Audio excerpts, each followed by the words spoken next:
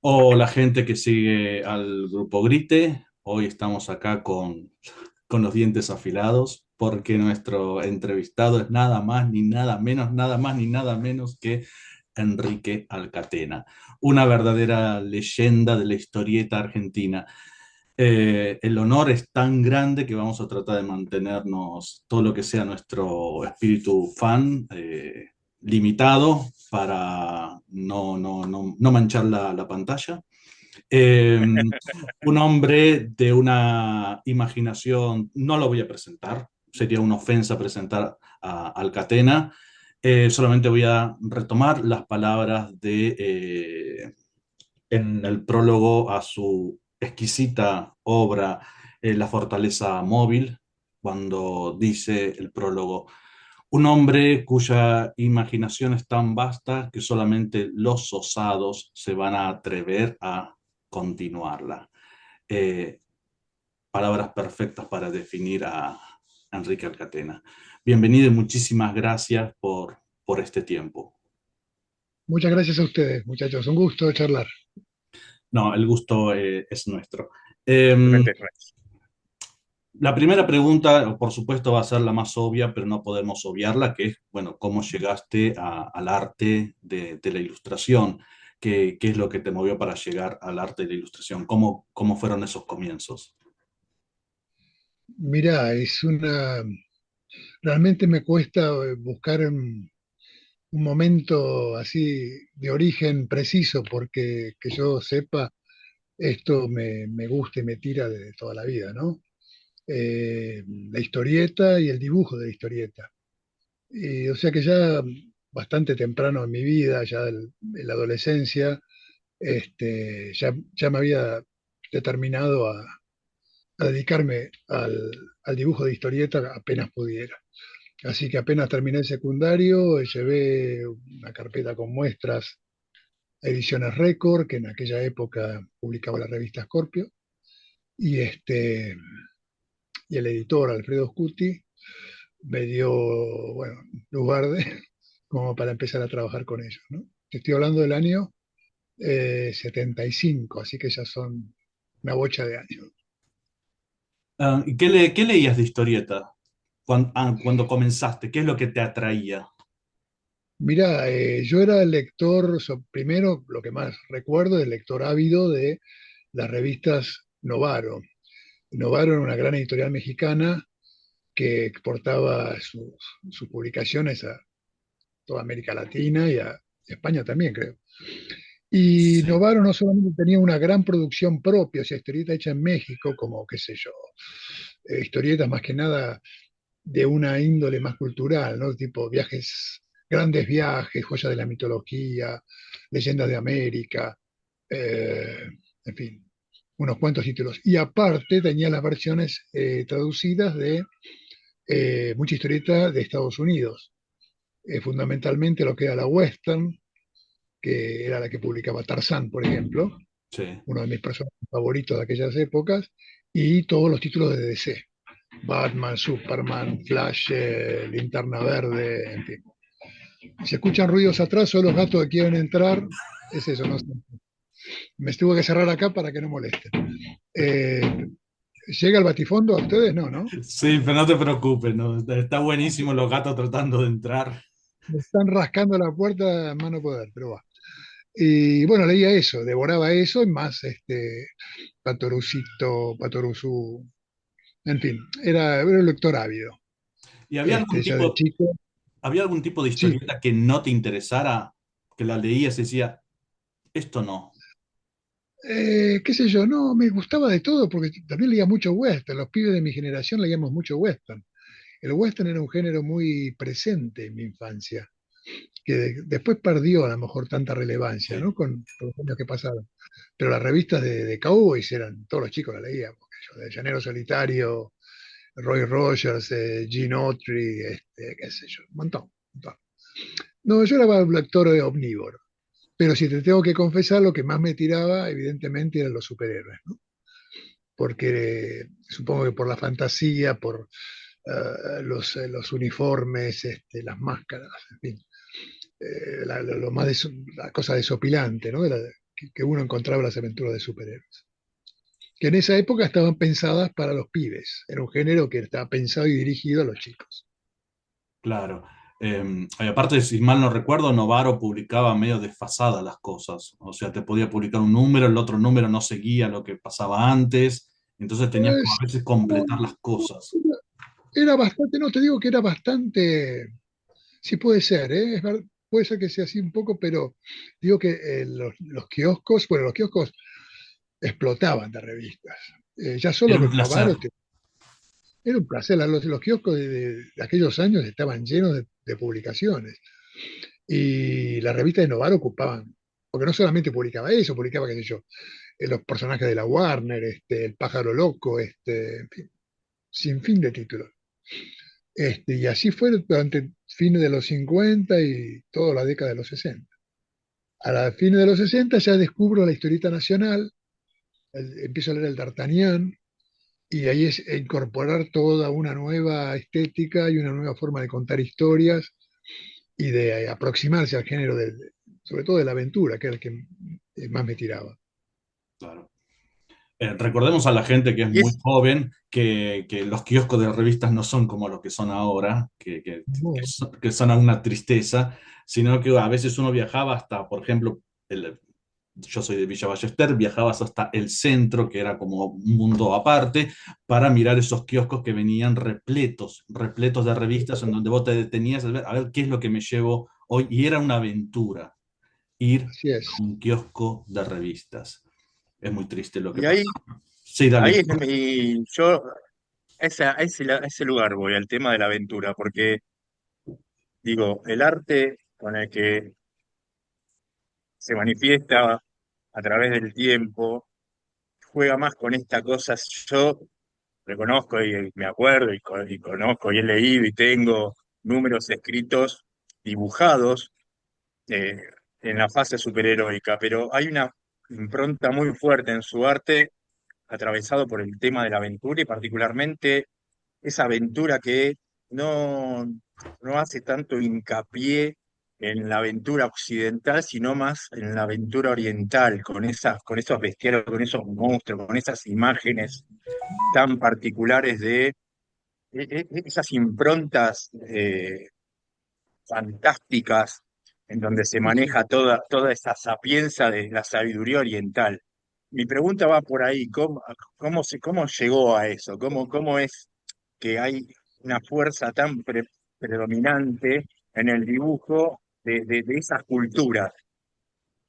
Mirá, bueno, esos son los libros. Por suerte yo crecí en una casa que había muchos libros. Eh, También los chicos de esa época leíamos muchas las enciclopedias en fascículos, ¿no? Y demás. Sí, Paralelo al tema de la historieta, como le refería antes, estaba también la curiosidad y la avidez por leer sobre, qué sé yo, como vos decís, como otras culturas, ¿no? Historia antigua, eh, mitología. Me acuerdo que justamente entre las historietas de Novaro había una que estaba hecha en México llamada Joyas de la Mitología, que estaba escrita y dibujada por artistas mexicanos. Y fue un poco la introducción al mundo de las leyendas grecorromanas, nórdicas, más tarde egipcias, precolombinas. Y eso era para mí tan atractivo y tan irresistible como podía ser la Liga de la Justicia.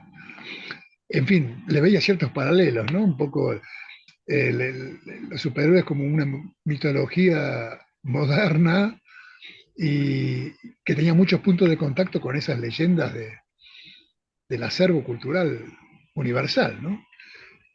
No había mitología que no me interesara. Y ya de Hay pibe, algo, sí. perdón, continúe, por favor. No, no, no, pues decime. No, no, porque justamente hay algo de la impronta esa que acaba usted de contarnos con respecto a esta cosa de lo mitológico, cómo la mitología moderna sitúa al superhéroe adentro de ese mito y cómo ese héroe se transforma de alguna manera en un calco de los viejos héroes, de los viejos mitos, claro. tanto griegos como romanos, y yo siempre me guío en la impronta que usted le dio al Flash, por ejemplo, de esa cosa de ver a Mercurio corriendo, es muy fuerte. Y es verdad, es esa cosa de retraer o de comenzar a ver los mitos modernos, eh, digamos, los superhéroes, haciendo la comparación con el mito clásico. Bueno, ahí tenés, ¿ves? Yo veía al viejo Flash, ¿no? Con su casco alado, decía, es el casco de Hermes, ¿viste? Entonces vos ves hacés las conexiones y te embelesás. No, no, justamente mencionaste que es uno de los personajes más, que más me haya impactado hasta el día de hoy, ¿no? Entonces ese cruce entre todas esas leyendas que vos leías y decías, mira, los superhéroes toman estos elementos, y después leer, descubrí más tarde Thor en Marvel, y que Thor pelea contra Hércules y se cruzan los panteones nórdicos y grecorromanos en esas viejas revistas, era parte de todo un mismo universo que, que, que desde ya muy pibe se formó parte fundamental de mis intereses y hasta te diría de mi vida, ¿no? Y a eso le suma después el descubrimiento a través de estas enciclopedias, de estos libros que había en casa, del Oriente, del arte, empezando por el Antiguo Egipto, pero después pasando más hacia el Extremo Oriente, de la India, de China, de Japón, el arte de Japón. Me acuerdo que en casa había un viejo libro con reproducciones en blanco y negro, era un libro viejo, pero ahí descubrí el arte de la estampa japonesa. Y entonces ver el arte de la estampa japonesa de fines del siglo XVIII, principio del XIX, con esa preponderancia que le daban a la línea, al diseño, a composiciones muy, muy gráficas, que yo la relacionaba enseguida con la línea de tinta, con el contorno de tinta que encontraba en las historietas, ¿no?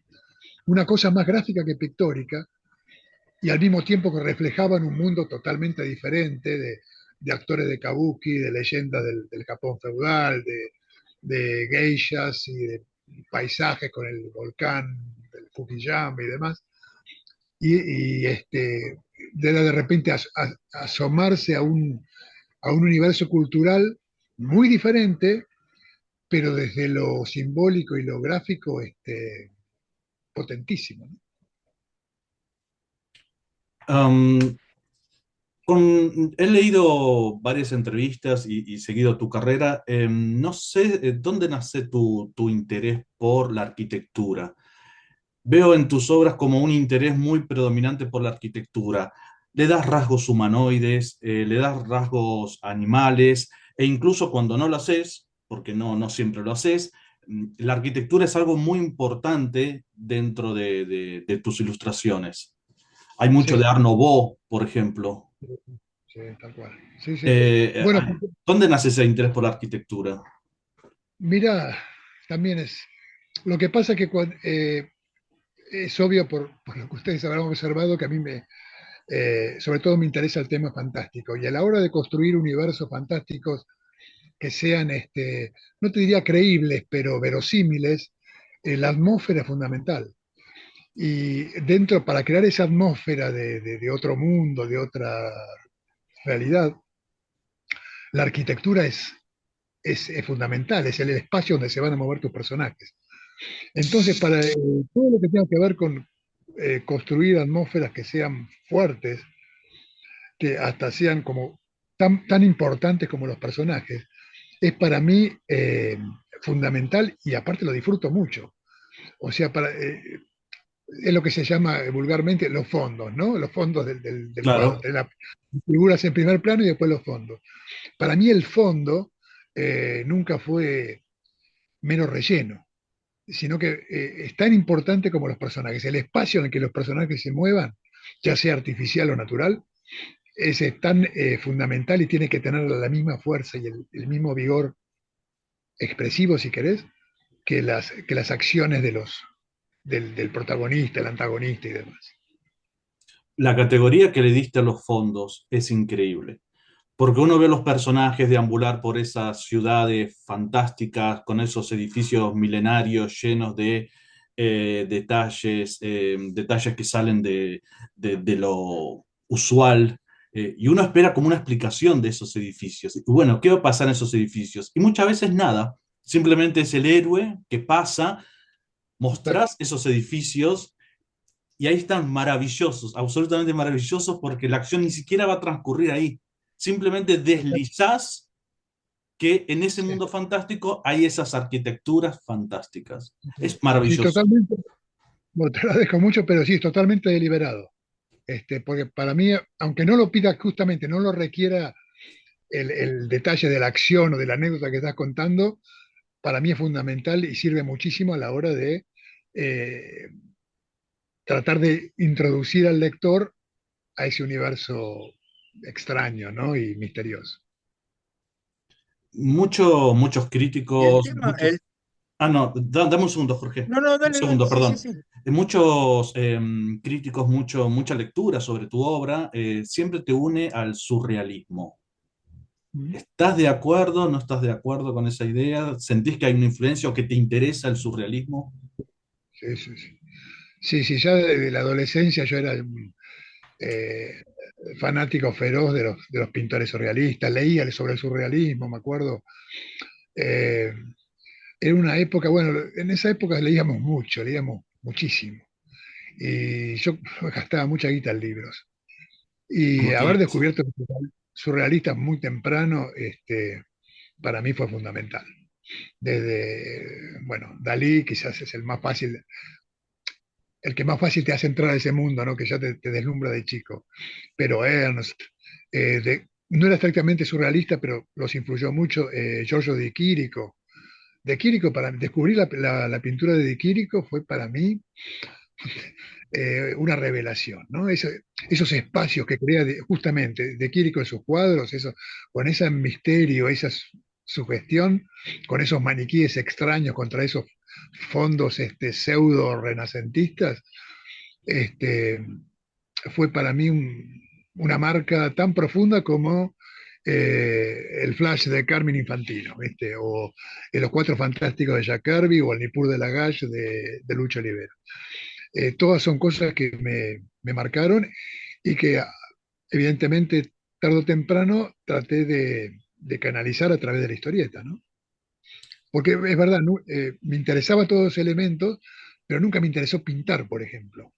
Nunca me interesó hacer pintura de caballete ni nada de eso. Yo lo que quería era hacer historieta, entonces todas esas influencias que yo saqué de la estampa japonesa del siglo XIX, de los surrealistas, hasta de la literatura también, los poetas simbolistas o qué sé yo, fueron a dar a la historieta, ¿no? Ya te doy, Jorge, una sola cosita, ya te dejo. Dale, dale. Con respecto a lo del surrealismo, creo que uno de los aspectos más notables, donde más se ve el surrealismo en tu creación, es en los vestuarios. En los Mm. vestuarios fantásticos hay una impronta que viene del surrealismo y de Asia al mismo tiempo. Pero los Sí, sí, vestuarios sí. son maravillosos, maravillosos. Vos podés mirarlos y que detenerte a mirar el detalle de esos vestuarios amplios, barrocos, repletos de detalles y que muchas veces ninguno se parece a ningún otro vestuario. Y es una maravilla y vos dirías, esto habría que hacerlo en tela, porque es una verdadera maravilla, con mucha, incluso máscaras, personajes que tienen a una media luna en la cabeza, una maravilla. Y creo que ahí en el vestuario se ve mucho el surrealismo. Bueno, yo te digo que sí, no porque considere que sea maravilloso, pero es verdad que es algo que también le presto atención. Y ahí sí, vos mencionabas esto y instantáneamente me saltan a la cabeza dos cosas que también, por un lado, las vestimentas del kabuki, del teatro japonés, ¿no? Del no y del kabuki, de las dos formas teatrales japonesas. Eso fue una marca profundísima. Y después, casi al toque, ya te estoy hablando de mi adolescencia, descubrir, por ejemplo, los diseños que el ilustrador inglés del- de la época victoriana tardía, Aubrey Beardsley, hizo sobre los personajes de Salomé, de Oscar Wilde, que a su vez Beardsley se basaba mucho en las estampas japonesas, que en esa época era Claro, el furor en Europa. Así que Claro, claro. las dos cosas confluían en una. Y es lo mismo, esa cosa gráfica, ¿no? La línea ornamental, esas cosas para mí fueron decisivas. Y disfruto mucho eso, ¿no? Y después más tarde, qué sé yo, haber descubierto la obra de Leon Baxt, por ejemplo, que hacía el diseño de los vestuarios para el ballet ruso de principios del siglo XIX, de XX. En fin, todas esas cosas. Y la historia del traje en general, ¿no? Eh, Son todas cosas que va a dar toda esa olla podrida, ¿no? Donde se mezcla y uno saca ideas. Jorge. Serías un gran ilustrador de la obra de Maurice Maeterlinck, ese gran escritor simbolista. Digo, Sí, uno se imagina, yo veo tus dibujos y digo, me encantaría trasladar todo esto, no sé, al pájaro azul, una cosa, ese teatro que se identifica con estas imágenes que, o sea, rompe con esa cosa de lo surrealista porque digamos, tiene esa contienda constante con lo que era en ese momento el teatro que se iba después a vislumbrar como teatro moderno, y él estaba jugando claro, con el simbolismo, estaba rompiendo con el naturalismo, estaba rompiendo con todo eso, con el teatro de Ibsen, que era nada, teatro de tesis y ese tipo de cosas, y de golpe sí. ver estas imágenes siempre me remite a eso de qué raro que no te, no sé, de poder hacer esa ornamentación para un teatro, para una ilustración del teatro simbolista, digamos. Digo, Me hubiera viendo todo tu encantado. arte, viendo toda esa cosa que haces con las imágenes de referencia japonesa, oriental, es impresionante. Bueno, sabes que hay adaptaciones de Metterlink por un historietista norteamericano, ahora que lo mencionaste, El pájaro azul y demás, por Craig Russell. Craig Russell es un Ah, historietista, sí, ilustrador sí, americano que está entre mis ídolos y que evidentemente abrevó y está embobado con la misma cosa que yo, o sea, porque le tira mucho la cosa, te das cuenta del Art Nouveau, el, la ilustración eh, del fin del siglo XIX, toda esa onda está muy presente, del ballet ruso, toda esa onda está muy presente en la obra de él también, ahora que lo mencionaste. Bueno, hay tantas cosas que uno le hubiera gustado hacer y que, bueno, qué sé yo, quedarán en el tintero, ¿no? Pero algún lindo programa de mano para alguna obra ilustrado por Alcatena hubiese estado, un programa de mano de teatro hubiese estado buenísimo. Esas influencias que vos mencionás, sí, se ven claramente, se ven en Merlín, por ejemplo, en donde haces un gran uso del arabesco. Y esa idea del arabesco que muchas veces aparece simplemente casi cortando los paneles por el gusto Sí. de hacer un arabesco sin que tenga un fin determinado, simplemente está por el placer visual y por las referencias artísticas. Bueno, Merlí justamente, para mí, ya de entrada, apenas empecé, voy a meter estas, son todas guardas celtas, motivos ornamentales célticos, Tal cual. sobre todo los que usaban, basados muchos en los que usaban los monjes irlandeses para el libro de Kells. Digo, esto va a servir de buena referencia como para hacer un marco, como si fuera el marco de una ventana que le permita al lector meterse en ese mundo artúrico, ¿no? Y reconozco que me tira mucho el tema de la ornamentación. Eh, la he usado, la hemos usado mucho en muchas historias. En Merlín usamos las guardias célticas, en otras he usado motivos del Medio Oriente, cuando hicimos algo más tipo Mil y una noches, o también motivos del arte tailandés, cuando ambientamos historias en Indochina, qué sé yo. Como que esos motivos ornamentales tradicionales de diferentes culturas, de diferentes lugares del mundo, para mí son muy útiles a la hora justamente de crear ese universo que le permite al lector entrar en un mundo que es diferente en el cual él vive, ¿no? Y aparte rompen un poco con la idea clásica del realismo en historieta, la idea de que todo tiene que comunicar cosas. En este caso, obviamente esas guardas celtas están comunicando algo, que es lo que decís, ese marco de referencia, pero es eso, no necesariamente están ahí para servir de algo dentro de la ficción de la historia y poder salir de la idea de todo tiene que ser acción, más acción, más acción. Y No, acá también hay tal cual. algo, Tal cual. Sí, sí, así es, así es. Claro, no son fundamentales para nada. claro, No, a veces uno corre el riesgo, ¿no? Decir, porque a veces me lo he planteado y me lo planteo hasta el día de hoy, como ustedes bien se han dado cuenta, toda esa cosa ornamental a mí me tira mucho. Y digo a veces, espero que no sea un obstáculo a la hora de seguir la trama de la historia, porque lo fundamental de la historieta es contar. Todos estos recursos que estamos hablando son cosas que la visten o la ornamentan, como decíamos recién, pero no son fundamentales a la hora de lo fundamental que es contar una historia, que la trama avance. Entonces, yo siempre, quizás peco a veces de ser demasiado barroco, demasiado recargado, pero eh, trato de incluirlos y tratar de no pasarme de la línea en que nunca sean un obstáculo a la hora de que prime los eventos que están pasando, ¿no? Lo que están haciendo los personajes, el camino de los personajes. ¿tuviste algún tipo Recién, perdón, algún tipo de censura? No, no de censura política, me refiero a censura de que alguien dijo, mira, esto está muy barroco. No, no, no, no, nunca.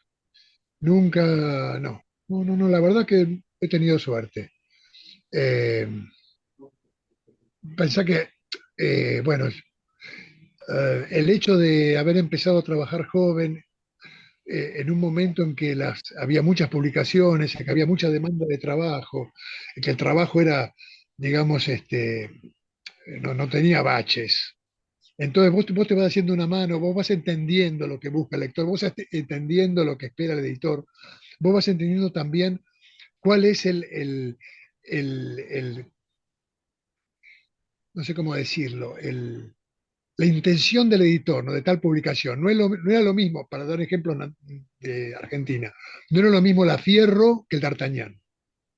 Era una línea editorial diferente. Se buscaba otras cosas diferentes. Se buscaba llegar a otro tipo de lector. No es lo mismo, no era lo mismo Scorpio que, qué sé yo, no sé, Antiojito. O sea, vos tenés claro para quién estás trabajando, qué tipo de material estás haciendo. Y dentro de eso uno trata de moverse para lograr, de la mejor manera posible, una identidad. Y yo sentía que mi identidad iba por ese lado, ¿no? En esa época decía, vale, a Alcatena dale las historietas de época, que le gusta hacer las históricas, qué sé yo. Y después más tarde, bueno, que tengan que ver con algún elemento fantástico. Entonces uno se va más o menos ubicando, te vas más o menos especializando. A mí no me llamaban para ser policiales, ¿te das cuenta? Mi onda era otra y lo que a mí me gustaba hacer era otra cosa. Entonces también los editores dentro de eso te van permitiendo moverte, ¿no? Entonces, no, pero nunca hubo una cosa, hacer tal cosa o dejar de hacer tal otra. Vos tenés claro, vos sabés que hay ciertas cosas a lo mejor que no podías mostrar. Un erotismo extremo no lo podías mostrar. Puede haber toques eróticos, pero sin ser parte. Son cosas que vos, y eso no es autocensurarse, es entender el público al que estás dirigiéndote y la revista más o menos para la que vos trabajabas, cuáles eran sus parámetros. Entonces, una vez que vos tienes eso claro, no había problema. Jorge. sí, yo quería preguntarte, porque anteriormente Fernando te había preguntado acerca de esa visión que tenías sobre la arquitectura y estos edificios que de alguna manera cobraban vida. A lo que voy es, la pregunta más que nada es, esta cosa que vos haces en tu obra con respecto a lo transhumano, esta cosa de salir del eje antropocentrista del hombre como figura principal y de golpe distribuís tu obra en objetos inanimados que cobran vida o que los dioses y los demonios y esas improntas, esas deidades que generás como impronta de personajes en tu obra, sacan del eje al humano, nada, si esa cosa te interesa, porque veo que en lo fantástico hay un desarrollo muy fuerte en Metal Terra, en los mismos dioses, no sé, dioses y demonios, en Shankar, en las historias que contás que se contaron a lo largo de este tiempo, tenés esa cosa de hacer un transhumanismo de que el humano trascienda, de que lo humano trascienda en tus personajes. Sí, tal cual, sí, porque eso es parte, cuando empezás a leer mitología y empezás a meterte en el estudio, digamos, de las leyendas y los mitos universales y del folclore, otra cosa que va paralelo a eso, del folclore de las diferentes naciones, de las diferentes culturas, te das cuenta, en todas tenés esa especie de animismo, ¿no? Esa cosa de que los objetos también tienen vida, que no existe tal cosa como el objeto inanimado, que el árbol está vivo, que la piedra está vivo. Es como, viste, el Shinto de Japón, ¿no? El shintoísmo del Japón. Todas las cosas tienen un kami, hay un espíritu en todas las cosas. Y en todas las cosas pueden animarse. Y si a eso le juntás también, vos fíjate una cosa que a mí siempre me llamó mucho la atención, aún desde muy chiquito. Cuando vos veías en los dibujos animados, por ejemplo, en esos viejos dibujos animados de Walt Disney o de la Playshare, que los árboles tenían carita y se movían y cantaban y bailaban, o qué sé yo, que los objetos inanimados también de repente cobraban vida y se movían por ahí, era parte de lo mismo, ¿no? De un universo mágico, si querés. Y, no, y mirá que un término que no había usado hasta ahora, creo, pero que lo mágico está en todos lados. Y a la hora justamente de entrar o tratar de construir universos fantásticos, el elemento mágico eh, es fundamental, ¿no? Entonces, desde ahí que un edificio tenga rostro y que la piedra se mueva, o qué sé yo, que una estatua cobre vida, eh, es fundamental. Me acuerdo cuando leí por primera vez, o un resumen, porque era chico, ¿no? Que estaba en la enciclopedia, la historia de Don Juan, ¿no? Cuando la estatua del comendador cobra vida y va a pedirle que le rinda cuenta. Impresionaba terrible, ¿no? El hecho de la estatua que empiece a moverse. Era material para las pesadillas, te digo eso también, ¿no? Pero bueno, justamente eso de que se cruza la barrera entre lo inanimado y lo animado es total. Entonces, dentro de ese universo, y que una estatua puede cobrar vida y aparecerse en la puerta y decirte, ¿qué hiciste? Vengo a que me rindas cuenta. Puede pasar y entonces el hombre en ese universo queda como un elemento más, ¿no? Este, y bueno, qué sé yo, no sé cómo llegamos hasta acá, pero creo que tenía que ver con esto, ¿no? Que me preguntaba. Sí, No, perfecto, buenísimo. perfecto. No, genial. Hay una nueva filosofía del posthumanismo que constantemente nos habla de que el hombre es solamente un elemento más, lo humano es un elemento más en la Tierra y que siempre está en conexión con todos los otros reinos, vegetal, animal, incluso mineral, y eso se ve mucho en tu obra. Es imposible, no quiero llevarlo a la filosofía porque si no se nos va, pero uno mira tu obra y es tan posthumana que no podés dejar de notarlo. Hay personajes con cabeza cuadrada, pinchos, y no solamente que la cabeza es cuadrada, sino que vos te lleva a plantearte, ¿es carne, es hueso, es metal? ¿Dónde Claro, empieza ese la es el carne y dónde punto. termina el metal? Eso, Claro.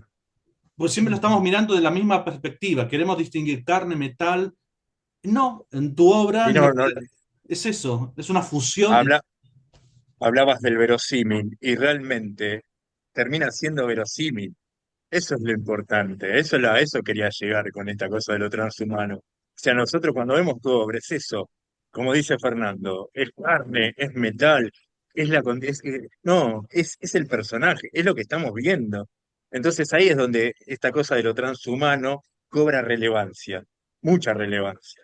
Y como decía también Fernando, esta cosa de hoy por hoy se está teniendo en cuenta en el estudio filosófico de lo humano, esta cosa de lo transhumano, del paso del hombre a la máquina y este tipo de cosas, pero sin embargo, lo has dibujado con anterioridad y tal vez habría que prestarle un poco más de atención desde lo académico a esa visión que ha tenido a lo largo del tiempo, precisamente en su obra, esa cosa de lo transhumano, cómo fluye naturalmente. Eso es lo interesante, cómo fluye naturalmente.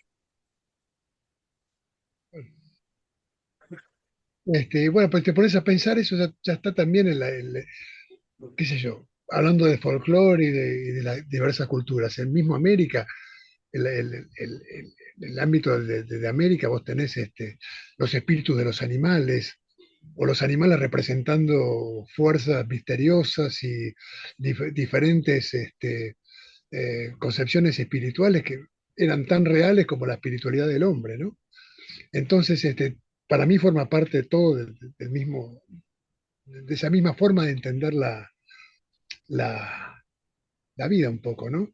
Me acuerdo una vez que leí en algún lado, y no me acuerdo, pero me parecía tan hermosa, me pareció la definición, era no me acuerdo las palabras textuales, pero era como que el mito nace cuando el hombre, que no tenía todavía digamos, el conocimiento científico como para hacerlo, se acerca y trata de explicarse el universo a través de la poesía. Entonces esa interpretación poética de lo que es el misterio del universo es el mito. Y eso me parecía tan hermoso y tan profundo, ¿no? En tratar de entender el mundo que vivimos, no a través de las leyes de la física o de la ciencia dura, sino de la poesía. Este, y me parece que cuando tratamos de darle rienda suelta, digamos, a lo fantástico, esa intención está, ¿no? Hablando retomando un poco esta idea de poshumanismo, se me viene a la cabeza el arte precolombino. No sé si Mm. ha tenido alguna influencia en tu obra o te ha interesado, porque mezcla mucho lo humano, lo humanoide, lo antropocéntrico, con plantas, con vida vegetal, etcétera, etcétera. ¿Te interesa el arte precolombino? Sí, sí, sí. Sí, totalmente. Y me resulta uno de los más inquietantes, aparte del arte y la cultura, ¿no? De las grandes civilizaciones precolombrinas. Tiene como esa cosa que me da un poco me sobrecoge un poco. Es más, hice hace mucho, hice una obra que se llamaba Esquilache en Xibalba, en que trataba de crear una América virreinal alternativa en la que un explorador, una especie de intelectual a lo Humboldt, recorre esa América paralela y tiene mucha ida y vuelta con los resabios de lo que era, sobre todo el viejo mundo de la cultura, de las creencias mayas, ¿no? Y del Xibalba y del mundo subterráneo y esa cosa, esa concepción de la muerte que tenían estos pueblos, ¿no? Me resulta muy turbador y muy atractivo, y ni que hablar del arte, ¿no? Sobre todo el arte maya, el haber eh, descubierto las pinturas de Bonampak, por ejemplo, con esos seres raros, ¿no? Con pinzas, manos de pinzas de escorpión, esos tocados que a veces pues, se vuelven cabeza de yacaré, ¿no? Esas fusiones de híbridos entre humanos y animales, es muy fuerte, ¿no? Muy impactante. Tenés otra vez esa mezcla que vos decías entre lo humano, lo animal, lo vegetal, de una forma muy impactante, ¿no? En el año 2008, si mal no me equivoco, se publica El Bestiario, que es una recopilación de fragmentos de obras de H.P. Lovecraft, con la idea de, justamente, es una recopilación de los diferentes monstruos de Lovecraft, tan polémicos como son ellos. Recordemos que hay como una parte del mundo académico que dice que Lovecraft no muestra a sus monstruos, no los detalla, y hay otra parte que dice que sí los detalla, solo que de manera fragmentaria y bastante ambigua, pero que sí Lovecraft cuenta sobre sus monstruos. ¿Cómo llegaste a ese proyecto? Mira, eso fue, bueno, una propuesta del Zorro Rojo y por suerte trabajé con un querido amigo en ese libro, que es Elvio Gandolfo, que se encargó justamente de seleccionar y traducir y adaptar, ¿no? Los fragmentos de lo que era esa especie de bestiario Lovecraftiano. Después volvimos a hacer otro libro más tarde, en que eran los lugares, de, qué sé yo, de Arlié hasta qué sé yo, las diferentes ambientaciones que usa Lovecraft en sus relatos. Y bueno, también fue, es un desafío, como vos decís, porque Lovecraft está desafiando todo el tiempo al artista gráfico, al artista visual, porque vos percibís lo que él quiere contar, cuando te habla de ángulos o geometría no euclidiana, que es todo raro, que desafía las leyes de la física, que las criaturas son eh, sustancia e inmateriales al mismo tiempo, patatín y patatán, pues decís, ¿cómo mierda hago esto, no? ¿Cómo lo traduzco a la imagen? Bueno, alguien que lo había hecho para mí de forma magistral y que para mí era una especie de modelo, era lo que había hecho en su momento Alberto Breccia en los 70, ¿no? Cuando adaptó con Mariano Buscaglia algunos de los relatos de Lovecraft a la historieta. Lo que hizo Alberto Breccia en esa obra para mí era admirable. Entonces, sin tratar de parecerme a lo que había hecho él, a la hora de decir, bueno, qué lindo hacer Lovecraft. Yo leo a Lovecraft por primera vez en mi adolescencia y de la adolescencia es uno de mis autores centrales. Este, Se discute mucho, ¿no? Los valores, los méritos literarios de Lovecraft para mí los tiene, pero sobre todo los méritos que tiene son los del artista visionario, ¿no? Este hombre tan problemático y tan controvertido que logró concebir ese mundo, ¿no? Y para mí, visitar periódicamente el universo Lovecraftiano, del cual he sacado muchas cosas también para hacer mis historietas, este, es muy grato. Y, y mencionabas estos libros, y si me encargaran hacer nuevamente el bestiario de Lovecraft, seguramente no haría lo mismo, porque eso es lo que tienen las criaturas de Lovecraft, que te permiten eh, diferentes interpretaciones. Si tuviera que dibujarlo hoy en día, a lo mejor haría otras realizaciones de las criaturas. Y si tuviera que volver a hacerlo dentro de 10 años, sería diferente otra vez, porque escapan ser cristalizadas en una sola imagen, ¿no? Porque vos tenés, sí, Tulu tiene cabeza de pulpo, tiene alas, pero dentro de eso vos podés interpretarlo de diversas maneras. Por ejemplo, Salvador Sanz hizo una interpretación de Tulu que es preciosa. Y tenés los tentáculos, tenés las alas, pero al mismo tiempo es diferente al típico cabeza de pulpo en el que muchos artistas han caído irremediablemente. Entonces, te desafía a vos a decir, bueno, a ver, ¿cómo puedo este, eh, reimaginar esto que es tan difícil de después de concretar en una imagen este, concreta, ¿no? Hay lo cuento breve para no robar tiempo, pero hay un filósofo que se llama Graham Harman que estudia mucho a Lovecraft y una de las cosas que él dice que la filosofía o la escritura Lovecraftiana es muy deudora del cubismo. Y él dice, pero no el cubismo como lo podríamos interpretar de Petoruti, por ejemplo, artista argentino, sino del cubismo más, no del cubismo analítico, sino el sintético, que básicamente lo que presenta Lovecraft son capas. No es una criatura que tiene cuerpo de, cabeza de, sino que es una criatura que es un pulpo, un dragón y un humano, pero al mismo tiempo y que la dificultad para alguien que hace ilustración es cómo Sí, llevo esa imagen cuando es todo al mismo tiempo. Y Graham Harman lo que dice es, en realidad Lovecraft lo que hace, porque aparece casi al mismo tiempo que el cubismo, es hacer una sí, suerte de criaturas cubistas. Y el desafío es que muchos ilustradores antropomorfizan las sí. criaturas porque el artista, lo que estás diciendo, no tiene tantas herramientas. ¿Cómo llevas eso a la ilustración cuando es capa tras capa tras capa, todas translúcidas y todas tapándose entre sí? Y tu bestiario sí lo logra. No sé si lo logra, pero disfruté mucho hacerlo y traté justamente dentro de mis límites, esa cosa elusiva que tiene, ¿no? La criatura del Lovecraft, que no es como cuando tenés que dibujar un centauro, que es mitad caballo, mitad humano, o un fauno, o un naga de la India, serpiente y humano. Las criaturas las craftianas son esa cosa híbrida, este, yo me la imaginaba siempre como en constante eh, transformación, ¿no? Como que está Claro. cambiando todo el tiempo, que no está sujeta a una sola forma. Bueno, traté de lograr eso, ¿no? Te agradezco el piropo, no sé si es del todo justificado, pero bueno, por lo menos estaba la intención. Porque es verdad, y no conocía esa descripción que vos me decías, que vos me contabas de este filósofo, pero es tal cual, es así.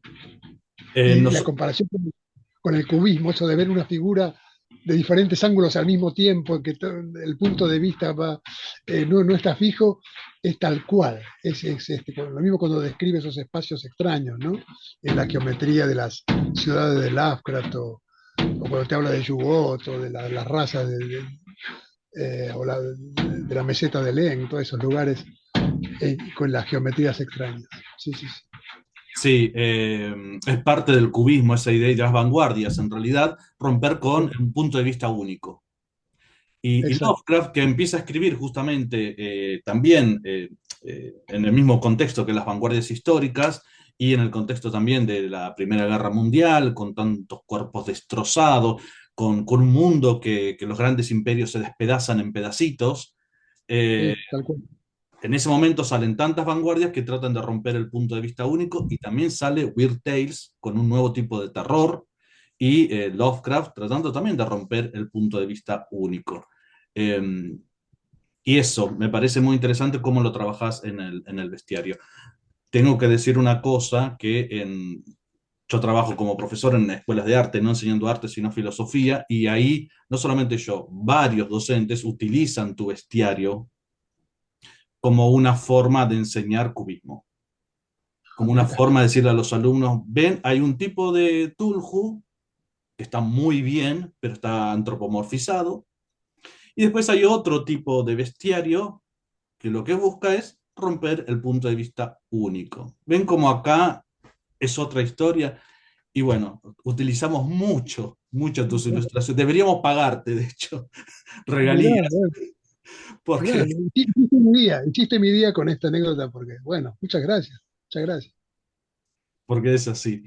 Em, Jorge, Sí, el tema es, la pregunta a la que me quería referir ahora es, no saliendo del eje de lo Lovecraftiano, es esta cosa de cómo se llega a esta impronta de generar a través del dibujo, no digo terror, porque en realidad, digamos, si bien nuestra temática particular de estudio del grupo es precisamente la impronta del género, o sea, del terror en los diferentes ámbitos artísticos, eh, en tu obra tenés algo que, si bien siempre se acerca, siempre está en lo fantástico, tenés ese acercamiento al terror, y en el Mm, bestiario particular de Lovecraft tenemos unas imágenes que me encantaría que, perdón, que en algún momento algún director cinematográfico se atreva a poder trasladarlos a una imagen en movimiento, a una imagen tiempo,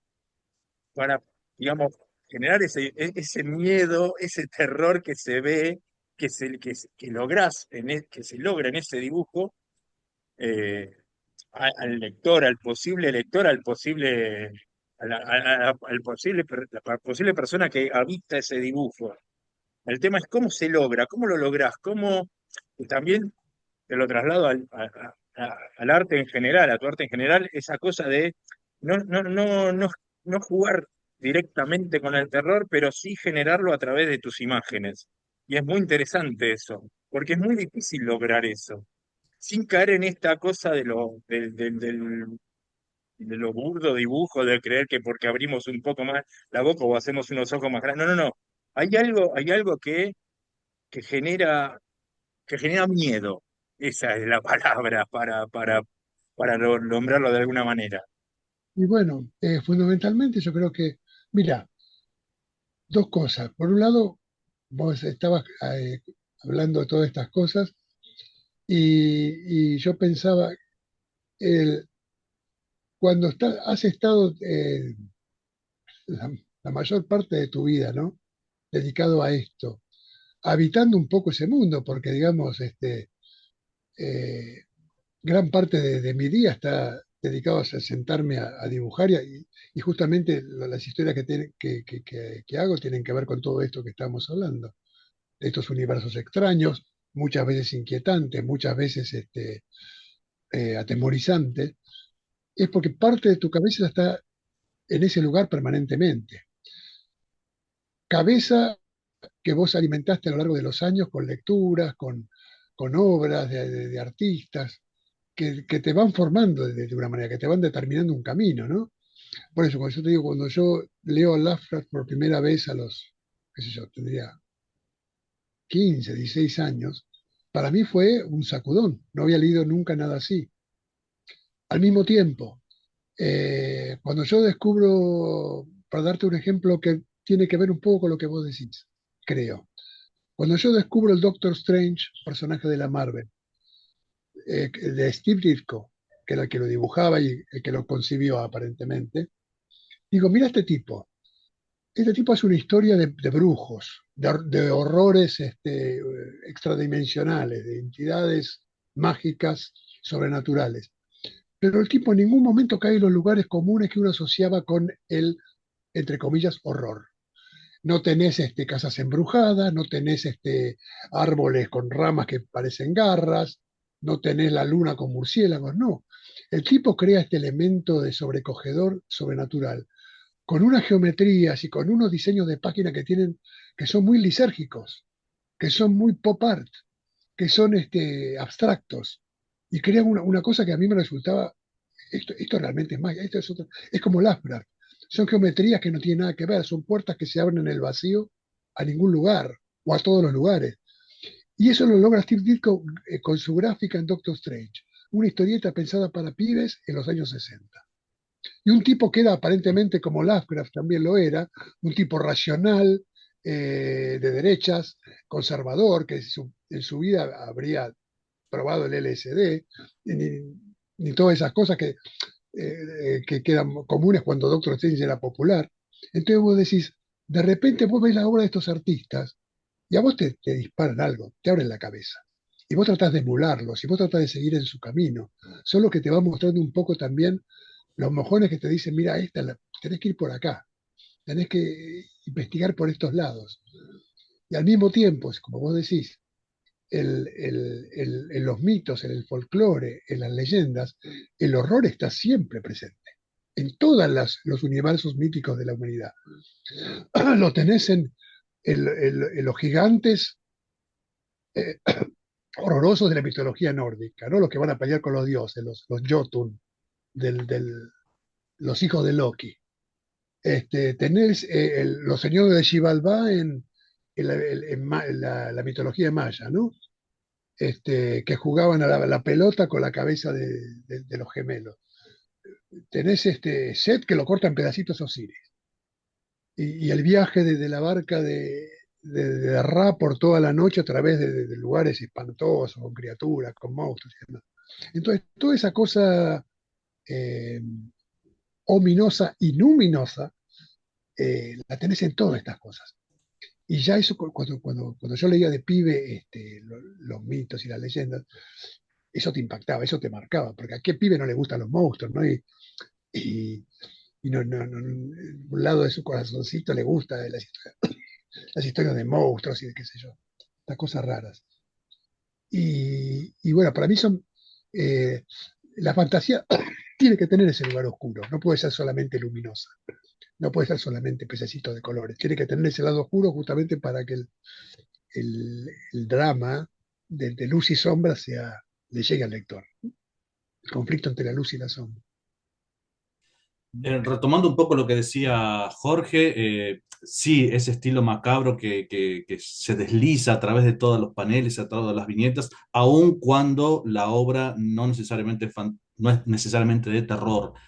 Pienso, por ejemplo, en tu andadura en Los Cuatro Fantásticos de Marvel Hour, en donde trabajas mucho cortinas con máscaras que sostienen las cortinas y son maravillosas. Hay algo tenebroso en eso y es eso, solamente es el fondo. Volviendo un poco a lo que ya habíamos hablado, solamente es el fondo. Sin embargo, todo le otorga una cualidad de otro mundo, entre onírico, fantástico, aún a las situaciones de superhéroes que supuestamente no están relacionados con el terror. Pero uno no puede dejar de percibir que acá hay una atmósfera extrañada, porque esas máscaras, Bueno, esas disculpa, cortinadas, justamente, era el episodio en que ellos se enfrentan al amo de los títeres, claro. el Puppet Master.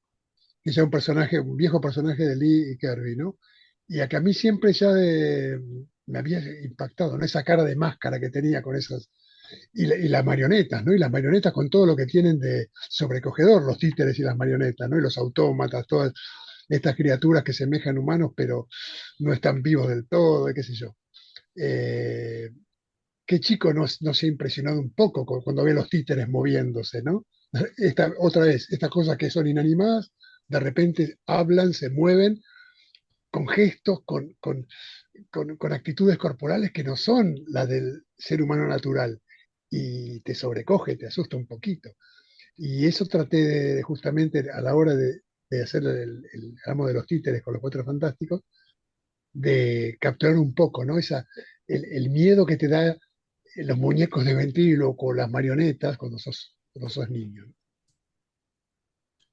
Para ir cerrando, me gustaría llevarte un par de preguntas solamente al universo superheroico, eh, agradeciendo tu tiempo.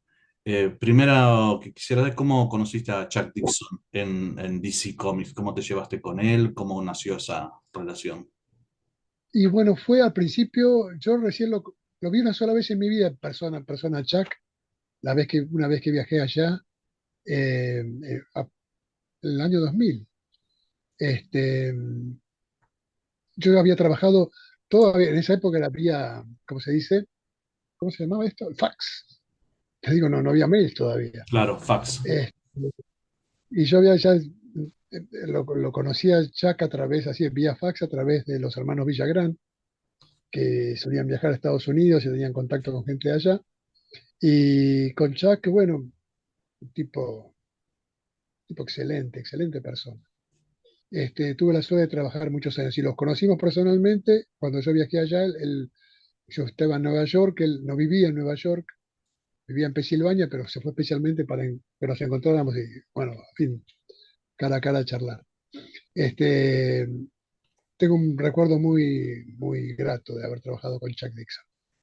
Eh, y ahí tenés, ves, por ejemplo, una persona, bueno, hoy pobre Chuck está muy discutido, ¿no?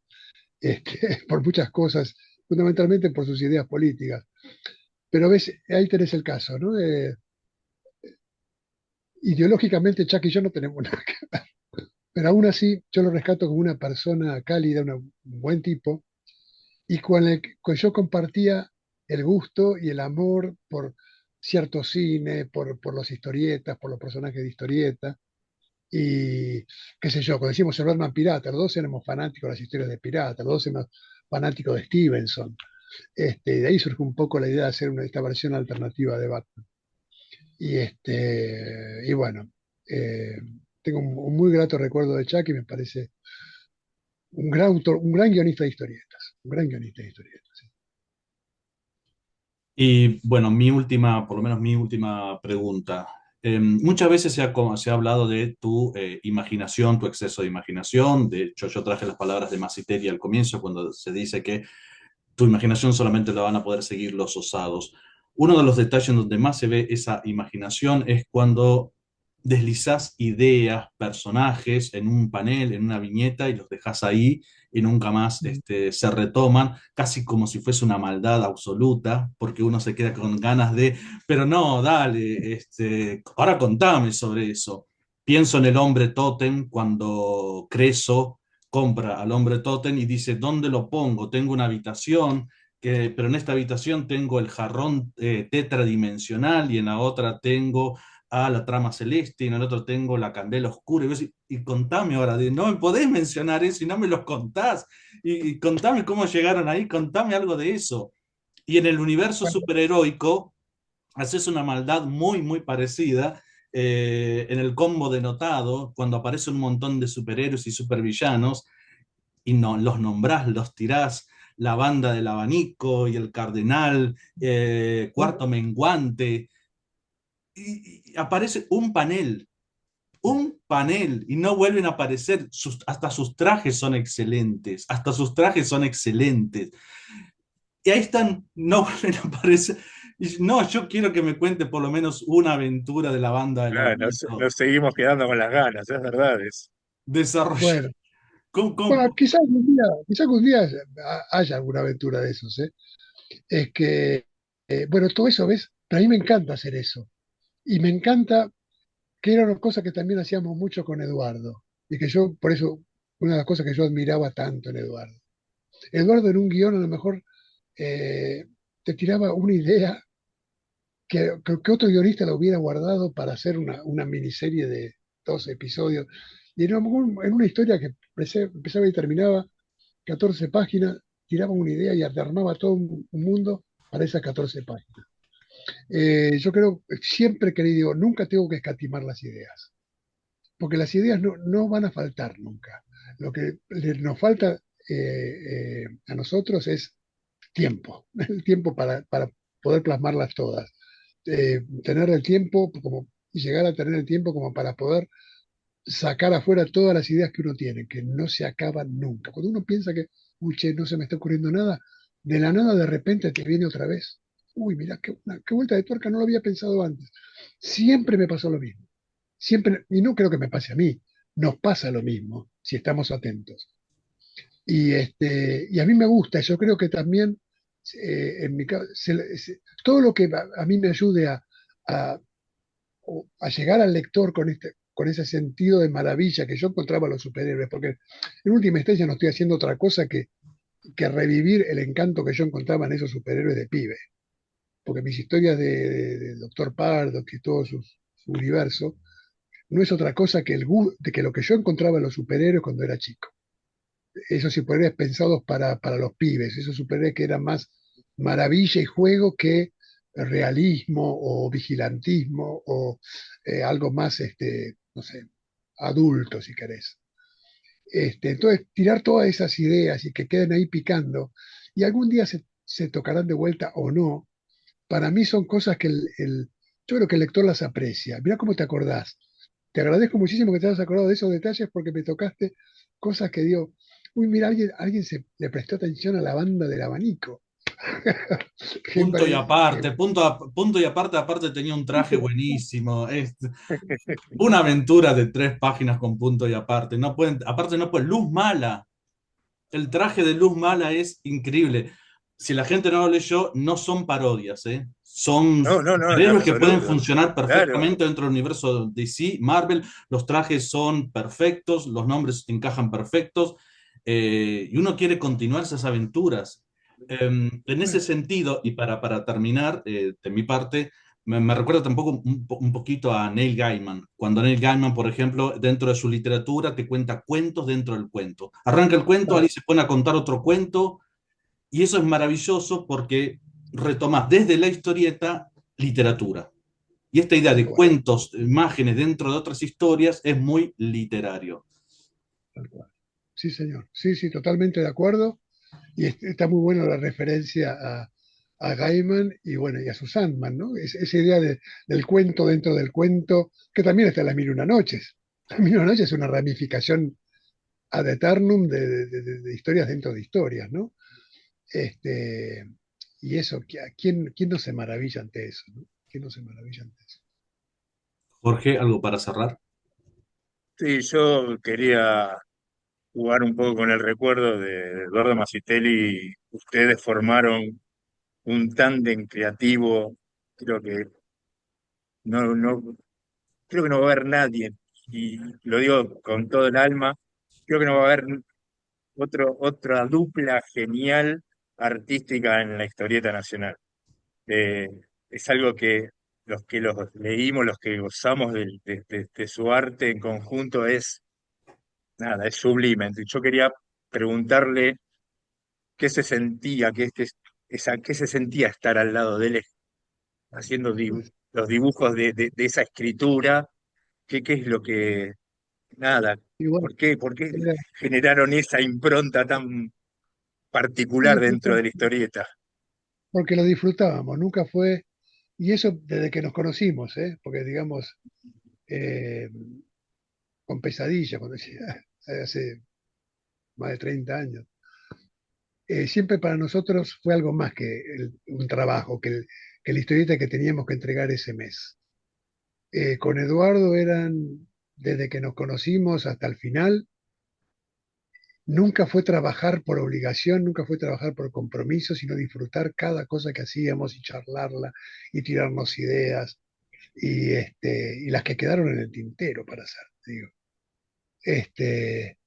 Era un ida y vuelta permanente, único, eh, y por otro lado también la amistad, ¿no? Que eso iba, también yo creo que tenía que ver con la amistad que teníamos, que no era simplemente, nunca fue una relación estrictamente profesional o laboral, mucho menos.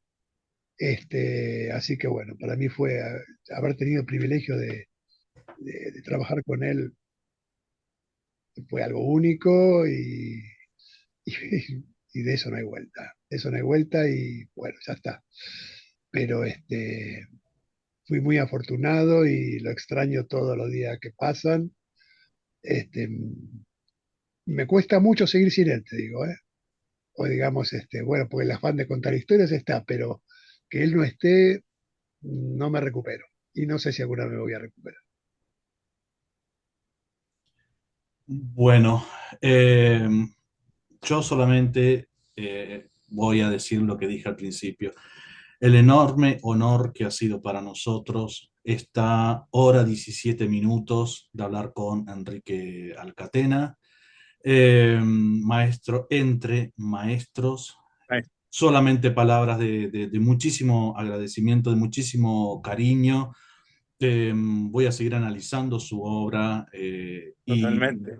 y esperando alguna continuación de la banda del Albanico.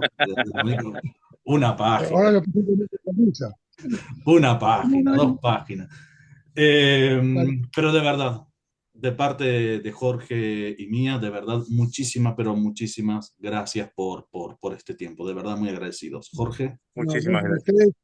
ustedes, la pasé muy bien y me parece que charlando de estas cosas que nos gustan, evidentemente a los tres, uno no puede no pasarla bien, ¿no? Así que muchas gracias a ustedes, muchachos. Qué suerte que No, pudimos charlar. Muchísimas gracias, Enrique. no, Hasta pronto, gracias. ¿eh? Y nos vemos pronto y saludos a los gatos que están desesperados por esta cosa. Chao,